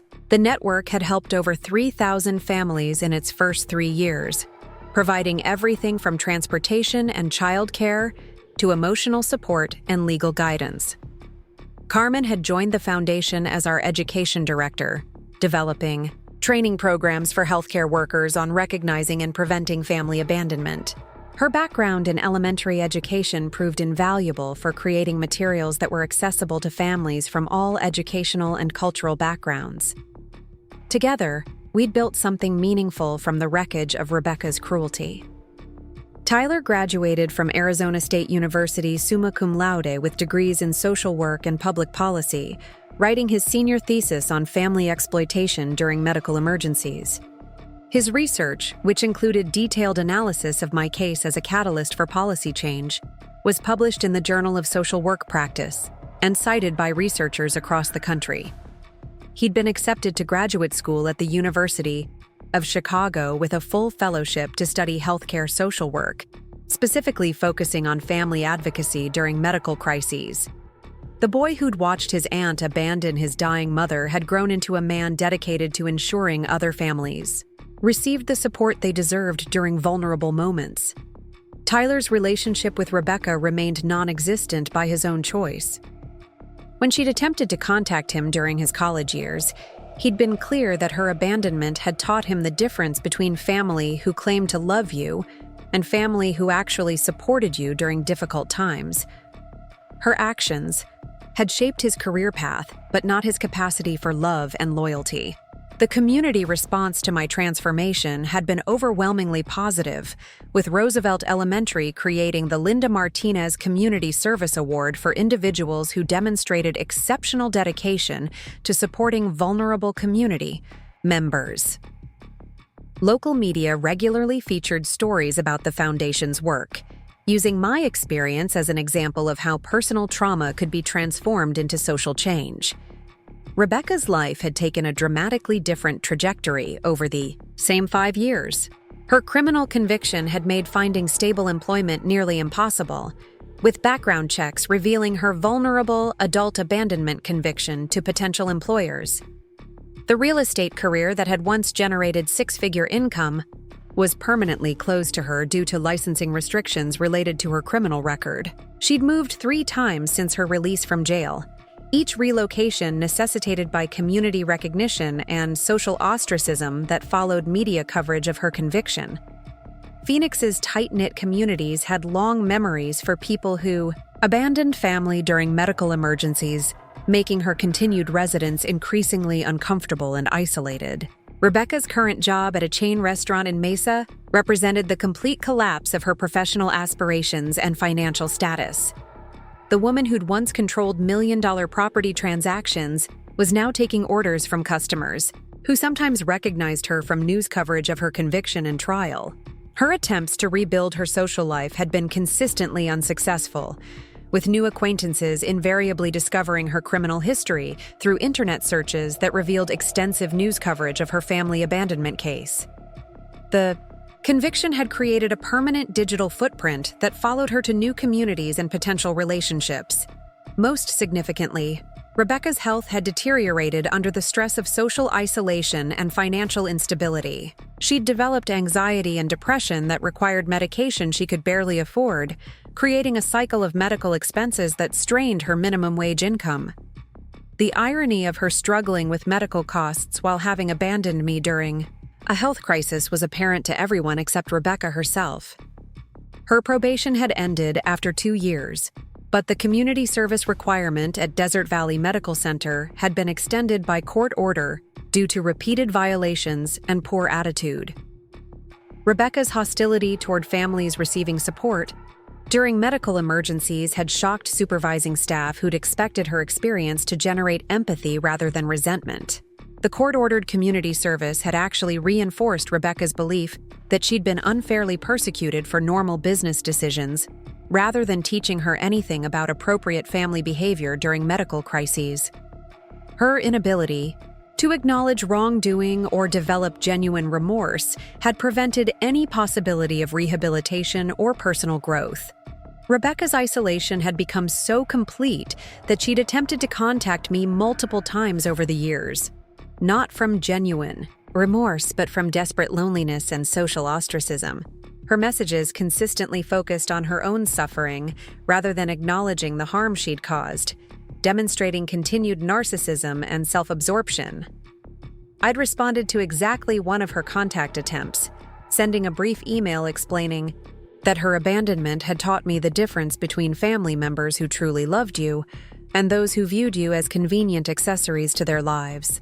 Her criminal conviction had provided closure that allowed me to move forward without the toxic relationship that had drained my energy for decades. The contrast between our lives had become a powerful example of how single moments of character revelation could determine entire life trajectories. Rebecca's choice to prioritize real estate commissions over family medical emergencies had destroyed everything she'd valued while creating opportunities for my own transformation and empowerment.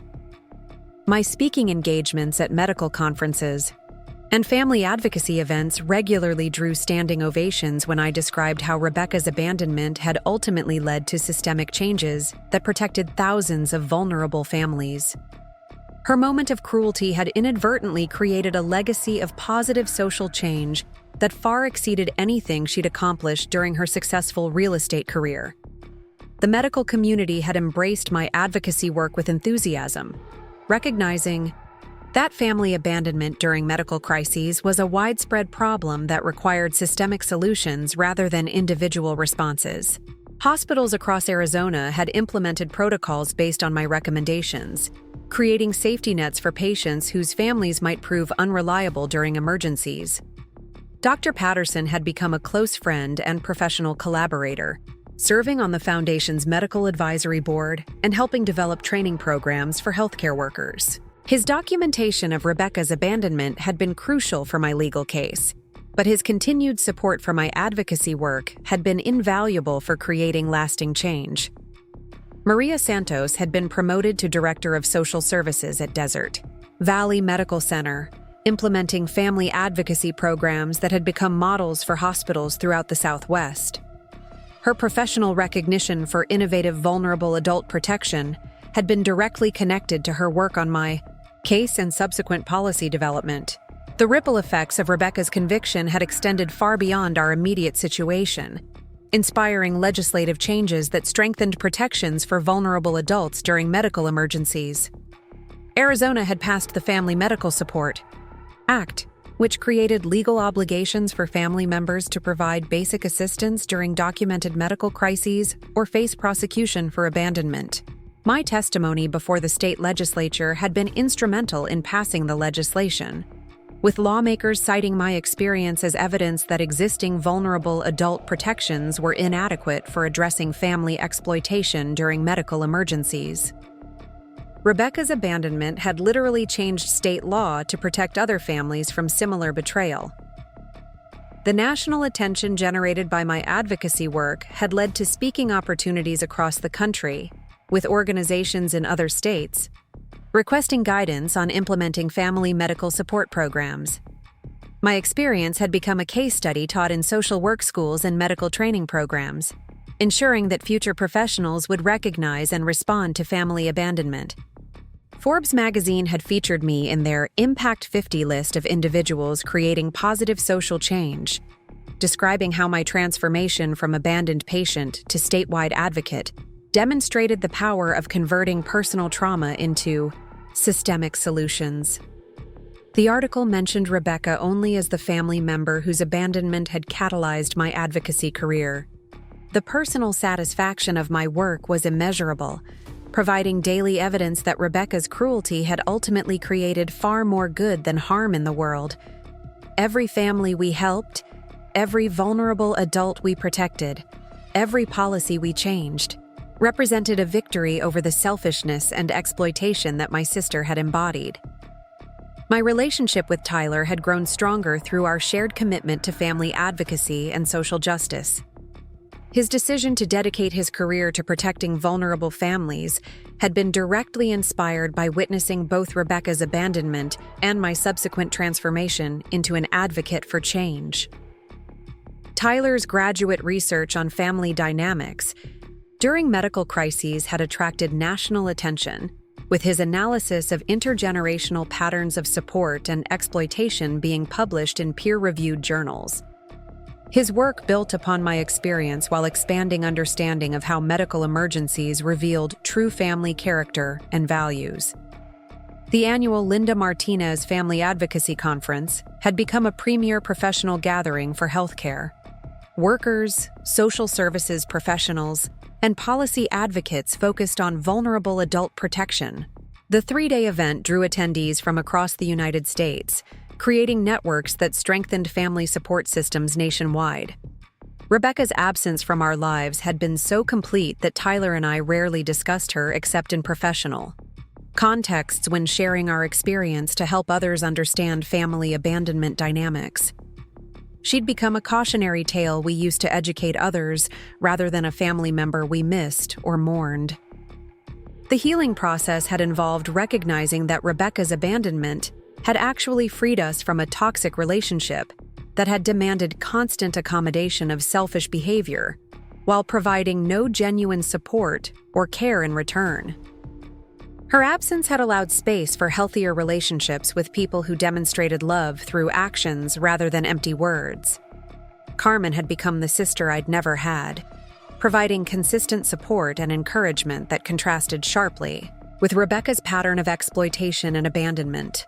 Our professional collaboration had deepened a personal friendship that modeled healthy family relationships based on mutual respect and genuine care.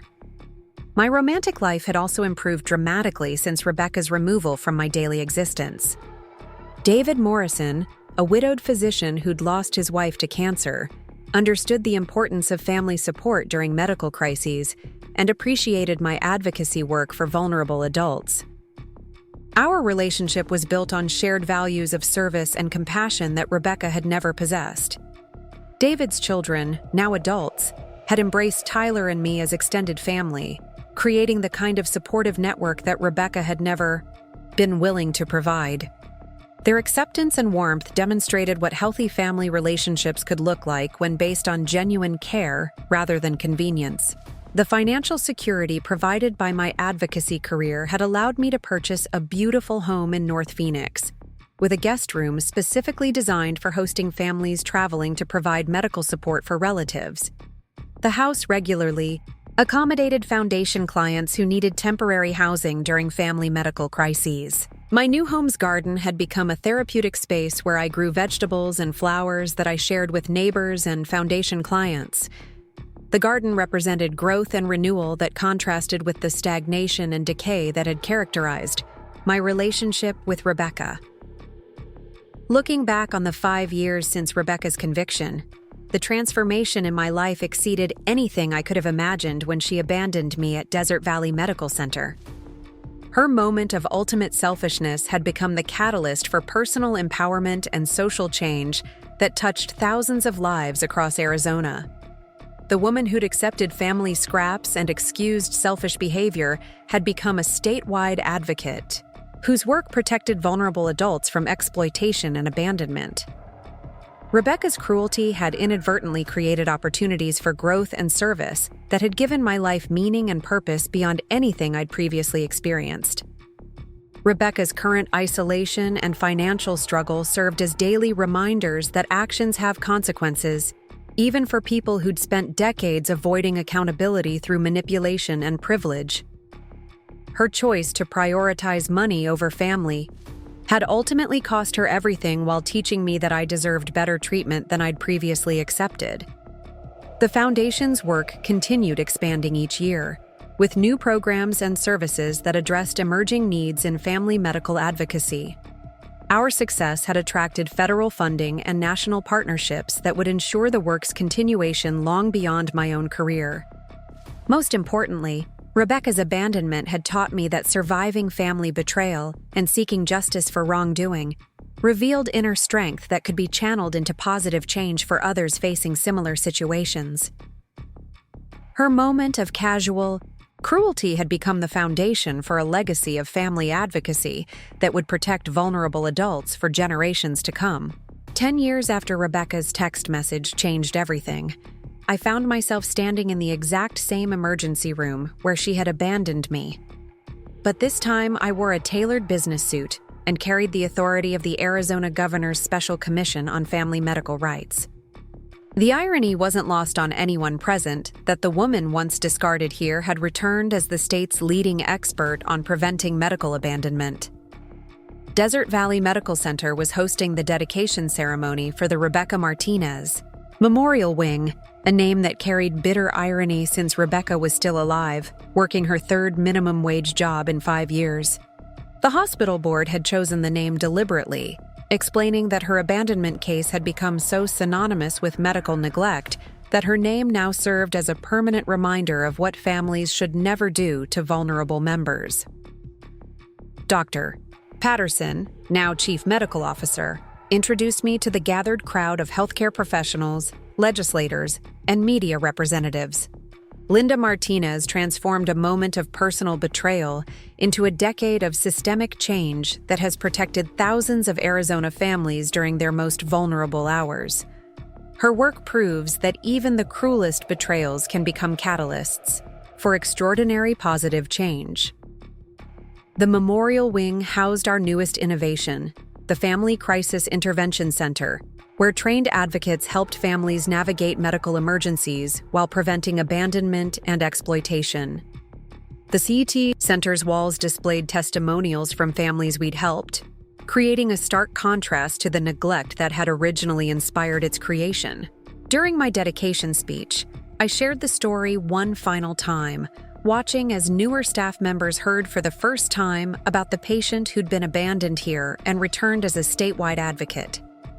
The audience's reaction remained as powerful as ever, with several healthcare workers wiping away tears as they imagined facing similar abandonment during their own medical crises. Tyler, now Dr. Tyler Martinez with his doctorate in social work and family advocacy, served as the center's first director.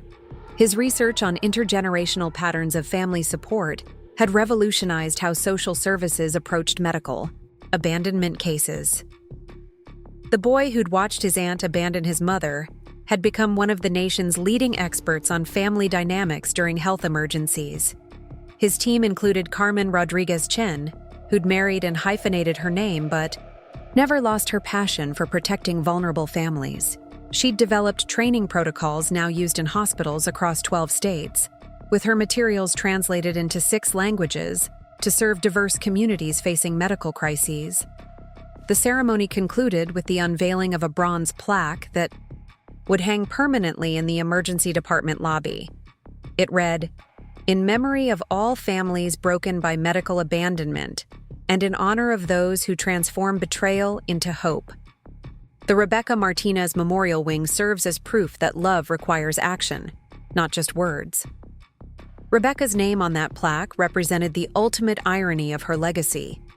She'd sought to build her reputation through luxury real estate sales and social climbing, but her permanent memorial was a cautionary tale about family betrayal etched in bronze for thousands to see annually. The local news coverage of the ceremony featured interviews with families who'd been helped by our programs, each story demonstrating how Rebecca's moment of cruelty had inadvertently created a safety net that prevented others from experiencing similar abandonment. Her selfishness had generated more good than she'd ever accomplished during her successful years. Following the ceremony, I drove to my new home in Paradise Valley, a stunning property that represented financial security I'd never imagined possible during my school nursing days. The house featured a guest wing specifically designed for hosting vulnerable adults transitioning between medical crises and stable housing, turning my personal space into an extension of my advocacy work. David had proposed 6 months earlier during a family advocacy conference in Washington, D.C., choosing the moment when I'd received a standing ovation from Congress for my testimony on national medical abandonment legislation. His proposal speech mentioned that he'd fallen in love not just with me, but with my dedication to protecting vulnerable families who reminded him of his own late wife's battle with cancer. Our wedding was scheduled for the following spring, with Tyler walking me down the aisle and Carmen serving as matron of honor. Rebecca had not been invited, nor had she attempted any contact since my last firm rejection of her manipulative outreach 3 years earlier. Her absence from our family celebrations had become so normal that we rarely mentioned her anymore. The guest list reflected the chosen family I'd built through advocacy work, rather than the biological relationships that had proven unreliable during crisis moments. Colleagues from across the country would attend, along with families we'd helped, and healthcare workers who'd implemented our protocols in their facilities. David's children, Sarah and Michael, had embraced Tyler and me completely, creating the kind of blended family support system that demonstrated what healthy relationships looked like when based on mutual care rather than obligation. Their acceptance had helped heal wounds from Rebecca's rejection that I hadn't even realized were still tender. Tyler's graduate research had been published as a book titled "When Family Fails, Medical Abandonment and the Path to Healing," which had become required reading in social work programs nationwide. His analysis of my case served as the foundation for understanding how medical crises revealed true family character, while creating opportunities for positive change. The book's success had generated speaking opportunities for Tyler at universities and professional conferences, where he shared our experience as evidence that family betrayal could become a catalyst for social justice work. His presentations always emphasized that healing required both personal growth and systemic change to prevent others from experiencing similar abandonment. My own memoir, Finding Family: How Medical Abandonment Led to a Life of Advocacy, had spent 12 weeks on the New York Times bestseller list and been optioned for a television movie. The book's success had generated substantial royalties that funded expansion of our foundation's work into neighboring states. More importantly, the memoir had inspired thousands of readers to share their own stories of family abandonment and medical betrayal, creating a national conversation about the obligations family members owed each other during vulnerable moments. Rebecca's cruelty had inadvertently sparked a movement that strengthened family support systems across the country. The television adaptation was in pre-production, with Academy Award winner Viola Davis attached to play me, and the story focusing on transformation rather than revenge. The producers had been clear that Rebecca's character would serve as a cautionary tale about the consequences of prioritizing money over family, but the emphasis would remain on positive change rather than punishment. Rebecca's current life remained, a study in the long-term consequences of character failures during crucial moments. She'd been evicted from her Mesa apartment 6 months earlier due to non-payment of rent, forcing her to move in with a reluctant distant cousin who barely tolerated her presence and constantly reminded her of her criminal conviction. Her employment history over the past decade read like a catalog of jobs lost due to attitude problems, customer complaints, or employers discovering her background through routine searches. The woman who'd once commanded respect in luxury real estate circles now struggled to maintain basic service positions that required no criminal background checks. Rebecca's health had continued deteriorating under the stress of social isolation and financial instability. She'd developed diabetes that she couldn't afford to manage properly, creating a cycle of medical emergencies that highlighted the irony of her own need for family support that no longer existed. Her attempts to rebuild relationships with extended family members had been consistently unsuccessful, as word of her abandonment had spread through our family network and beyond. Relatives who might have provided support during her current struggles remembered her choice to abandon me during a medical emergency and decided they couldn't trust someone capable of such cruelty. Most significantly, Rebecca's inability to acknowledge wrongdoing or develop genuine remorse had prevented any possibility of redemption or relationship repair. Her continued insistence that business obligations had justified medical abandonment demonstrated a character defect that made reconciliation impossible even for family members inclined toward forgiveness. The contrast between our lives had become so stark that local media occasionally featured comparison articles about the sister who'd built a national advocacy career from medical abandonment versus the sister whose abandonment had destroyed her life completely. These articles invariably concluded that character revealed during crisis moments determined long-term life trajectories. My work had expanded beyond family medical advocacy to include legislative consulting on vulnerable adult protection laws nationwide. 12 states had implemented versions of Arizona's Family Medical Support Act, with my testimony proving crucial for passage in state legislatures that initially resisted creating legal obligations for family support during medical crises. The Linda Martinez Institute for Family Medical Advocacy had been established at Arizona State University, providing research and training that would continue the work long beyond my own career. The endowment funding the institute had come from donations by families we'd helped and healthcare systems that had implemented our protocols successfully. Tyler had been named the institute's associate director while completing his postdoctoral fellowship in healthcare social work. His research focused on developing early intervention strategies that identified families at risk for medical abandonment before crises occurred, creating prevention programs that could stop betrayal before it happened. The Institute's flagship program trained healthcare workers to recognize warning signs of family abandonment, while providing intervention strategies that strengthened support systems during medical emergencies. The training had been implemented in over 300 hospitals across 22 states, creating a national network of professionals equipped to prevent medical betrayal. Carmen's education initiatives had been adopted by nursing schools and medical programs as standard curriculum components, ensuring that future healthcare professionals understood family dynamics during medical crises and could recognize exploitation or abandonment when it occurred. Her work had influenced an entire generation of medical professionals. The financial success of my advocacy career had allowed me to establish college scholarships for students from families that had experienced medical abandonment, creating opportunities for education that might otherwise be impossible.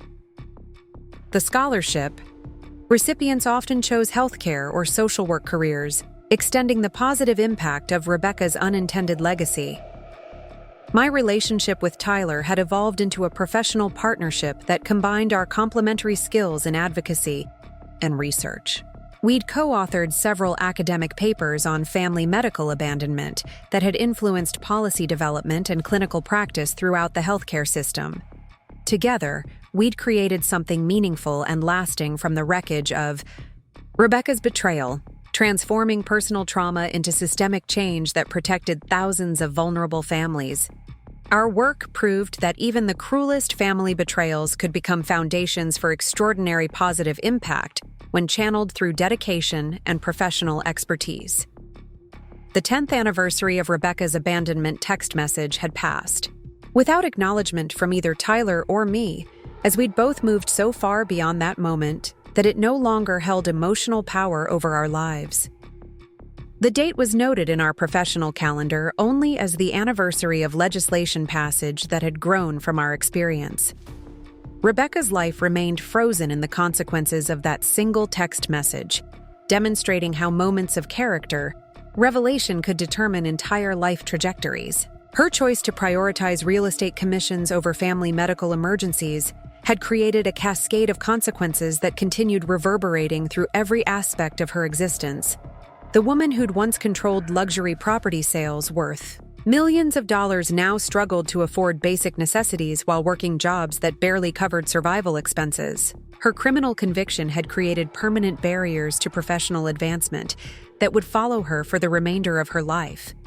More importantly, Rebecca's social isolation had become so complete that she existed without the family support, systems that make aging and health challenges manageable.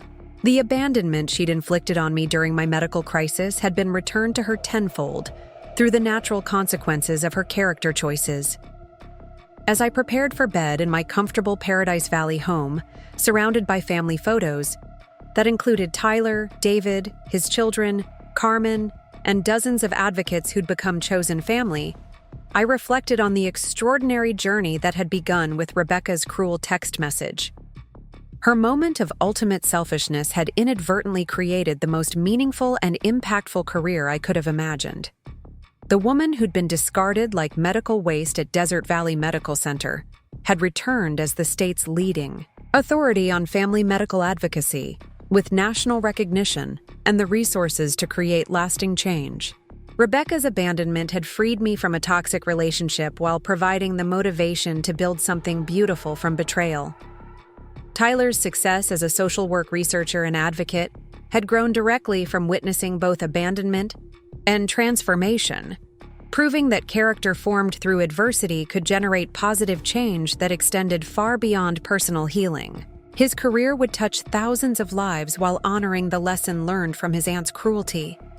The foundation we'd built together would continue protecting vulnerable families long after our own careers ended, creating a permanent legacy that transformed Rebecca's moment of selfishness into generations of family support and advocacy. Her name would be remembered not for luxury real estate success, but as a cautionary tale about the consequences of abandoning family during medical crises. Looking toward the future, I felt nothing but gratitude for the journey that had begun, with such pain and betrayal. Rebecca's abandonment had taught me that family was defined by actions rather than blood. That character revealed during crisis moments determined life direction, and that even the cruelest betrayals could become catalysts for extraordinary positive change when approached with determination and purpose. The woman who'd once accepted family scraps and excused selfish behavior had become a national advocate whose work protected vulnerable adults from exploitation and abandonment. Rebecca's cruelty had inadvertently created opportunities for growth and service that had given my life meaning beyond anything I'd previously imagined possible. Her abandonment had been the best thing that ever happened to me, freeing me to become someone she never imagined I could be while creating lasting change that would protect families for generations. That text message had ended one life and begun another, transforming betrayal into triumph and cruelty into compassion. Up next, you've got 2 more standout stories right on your screen. If this one hit the mark, you won't want to pass these up. Just click and check them out.